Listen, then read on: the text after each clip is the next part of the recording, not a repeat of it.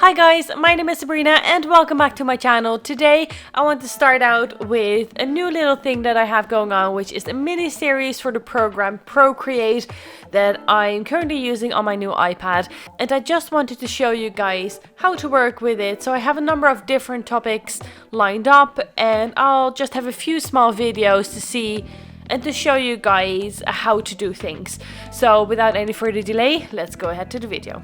So in today's video, I have a few topics that I want to show you guys, and the very first one is a new canvas, how to make a new canvas. The second one is making a new canvas from a photo that you took. Then we have brushes, the size and the opacity of them, zoom and rotate of the canvas, and undo and redo. So let's start with making a new canvas and how to do that. So to start a new canvas, we go to the top right of the screen to the plus icon and we click on that, and you can see a number of different options that you can pick: A4 size, square, screen size, and at the very bottom there is a custom size that you can choose as well. So what we're going to do in this scenario is we're going to go to the custom size option and we're going to click that. So here it looks like a calculator, but you can actually fill in the width of the canvas you wanted to have, the height and all that information, and you can even set it to actual centimeters and millimeters if you prefer to go that way for an actual print, for example. So in our case, let's go with a small canvas, 500 by 500 pixels, and that gives you a very blank canvas with white as the standard background color. Now to have a new canvas from a picture, we go back to the gallery, and at the top right you'll see photo. So we're going to click on photo and it actually brings you to your photo gallery, and you can go to your camera if you've already taken a picture, which is what I've already done. And when you click on that picture, it automatically makes a new canvas out of it. You don't have to select any other options. It just gives you the actual picture itself. So in those layers you can see that this layer is the actual first layer on top of the background, and that's all there is to it.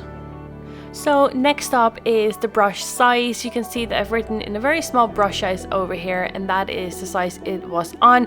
But when you actually go to the left side of the canvas for the top slider, you can see that that increases the brush size. So when you slide it up, it's the biggest size, and when you slide it down, it is the smallest size for that.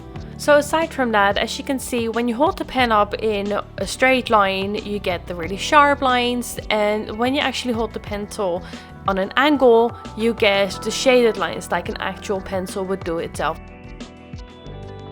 So to zoom is really easy. You take two fingers, you place them on the screen, and then you spread those apart, and then that zooms in. And to do the reverse, you take those two fingers and you put them closer together, and that's how you zoom out again. And to rotate, it's quite similar. You take those two fingers and you keep them on the screen while you move them around. So you move to the right to move the canvas to the right, and you move to the left to move it to the left. It's as easy as that. And next up are the brushes, and there are so many brushes you can pick from. You have sketch brushes, and that really just helps for you to make the first layer of your drawing and have that sorted, and you can have a new layer on top of there. You can pick a bigger brush with a color and really put down the color on the paper.